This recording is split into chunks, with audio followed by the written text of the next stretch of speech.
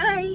Yesterday I took my son to go see his preschool teacher, right? He's in kindergarten now. Before he graduated was like the beginning of me and his dad's separation. All of my kids started to have behavior issues during that time, and me being aware of psychology and how it works and definitely how it affects children, I put them in counseling and all that stuff. But his teacher, his preschool teacher, right, she was able to witness the beginning of our separation. When I took my son back yesterday to go visit with her, she was asking how everybody was doing, how the kids were doing and all that stuff, and how I was doing, and you know how women are when they know things like that about each other. She was like, so how are you and everything? And she was like, are you guys back together? And I'm like, she looked like excited when she was asking me that question. I was like, no, we actually haven't like gotten back together since, like it's been clean cut, and for a minute she looked kind of bummed, like she was like, oh, like, like you can tell when someone's like really feeling bad for you, but she looked like she had so much hope in us. Besides all that, she asked me or whatever, she was like, you look really good, because when people go through separations, especially when they've been with someone for so long, like there's that attachment there, and it's hard to go through that separation process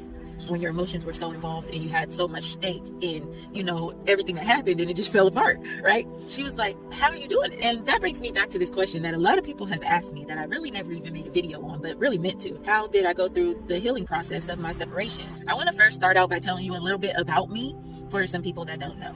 I can say that I used to be a clingy person in a relationship. That was one of my insecurities, where I would literally feel like I'm dying, like if there was a separation, like my physical body would feel like it's dying. So for example, in the beginning of our relationship, we had broke up for like a few days or whatever, and I just remember that when I get like into that situation or that feeling, right, I start to feel like I need my mommy, so I called my mom and I was just crying and crying and crying. My mom was like, dang, I thought somebody was killing you. Sorry, that puts me in like emotional state.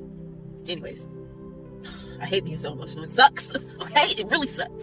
All right, back to the story. So that's one situation that happened. So you could kind of see like how I was in the relationship. It was like, no, don't leave me. Like I was more of like the beggar chaser type person in the relationship. Like I'll do anything to make this right. So for me to be able to separate from someone that I had been with and invested a lot of time and energy into without being mentally disrupted, a lot of people were wondering, like, are you okay? Like, how are you doing it? And one thing I really want to say is that you really need to meditate. And really fucking meditate. Like, even if you can't even shut your brain off for 5 or 10 minutes a day, like meditate while you're sleeping. Play meditation music while you're sleeping, because your subconscious picks up on all that. And what a lot of people don't understand, which I wish it was brought to me sooner, is that we have chakras, right? And if they're out of balance, you will experience some of these insecurities. So like if your throat chakra, for instance, is out of balance, you won't be able to communicate with nobody. Seriously, you will have a lot of miscommunications, arguments, and things like that because you are not able to communicate. So it is really, really important to get your chakras aligned. And one chakra that would be related to that insecurity that I had was my root chakra. Is like not being grounded, not feeling whole, not feeling like you could live without somebody. So I really want to encourage people to meditate and get your chakras aligned, because I swear now when someone has an issue like relating to that, I would be like, you need some chakra alignment here. Like that's my first go-to, because I swear it has helped me in so many different avenues, aligning all my chakras and getting my mental into alignment as well. Yeah, now I'm like, I don't give a fuck, bye nigga. It's just crazy because I haven't been worried about him, like not even a little bit, unless he comes around me, but then it's just games he play. And